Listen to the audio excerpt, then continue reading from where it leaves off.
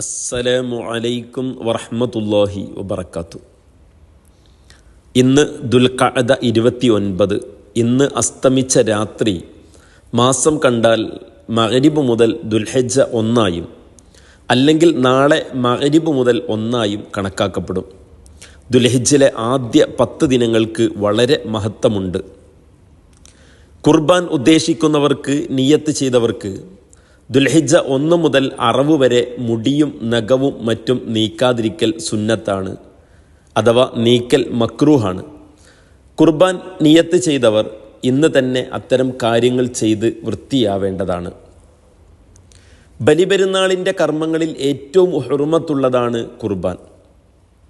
ആട്, മാട്, ഒട്ടകം എന്നിവയാണ് ഖുർബാനിൻ്റെ മൃഗങ്ങൾ. ആട് ഒരാൾക്ക് മാത്രവും മാട്, ഒട്ടകം എന്നിവ 7 വരെ ആളുകൾക്കും ഷെയറായി അറക്കാവുന്നതാണ്. അറവ് മൃഗത്തെ നിശ്ചയിക്കുമ്പോഴോ അറുക്കുന്ന സമയത്തോ നിയ്യത്ത് ഉണ്ടാവൽ വാജിബാണ്. പെരുന്നാൾ ദിവസം പെരുന്നാൾ നിസ്കാരവും ഖുതുബയും കഴിയാനുള്ള സമയം മുതൽ ദുൽഹിജ്ജ 13 മഗ്രിബ് വരെയാണ് ഖുർബാനിൻ്റെ സമയം. നേർച്ചയാക്കിയ ഖുർബാനാണെങ്കിൽ അതിൻ്റെ മാംസം മുഴുവൻ ഫക്കീർ മിസ്കിനുമാർക്ക് ദാനം ചെയ്യൽ നിർബന്ധമാണ്. അറുക്കുന്നവനോ കുടുംബത്തിനോ അതിൽ നിന്നും ഒന്നും എടുത്തുകൂടാ.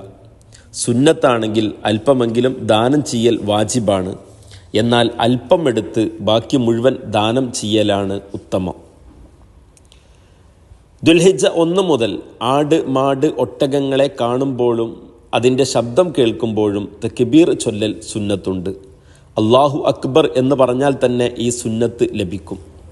പെരുന്നാൾ നിസ്കാരം വരെയാണ് ഇതിൻ്റെ സമയം. ദുൽഹിജ്ജ 9 സുബ്ഹി മുതൽ അയ്യാമുത്ത് തശ്രീക്കിൻ്റെ അഥവാ ദുൽഹിജ്ജ 13 അസർ വരെ ഫർളും സുന്നത്തുമായ എല്ലാ നിസ്കാരങ്ങൾക്ക് ശേഷവും തക്ബീർ സുന്നത്താണ്.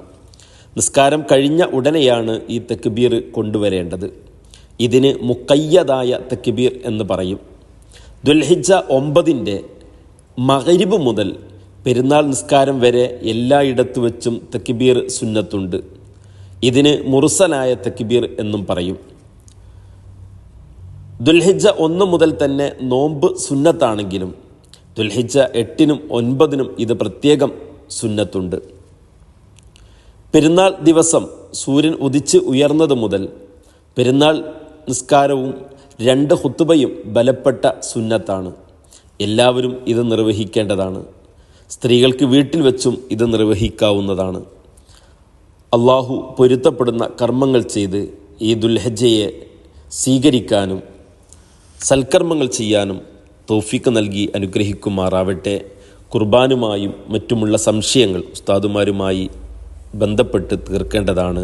അസ്സലാമു അലൈക്കും വറഹ്മത്തുള്ളാഹി.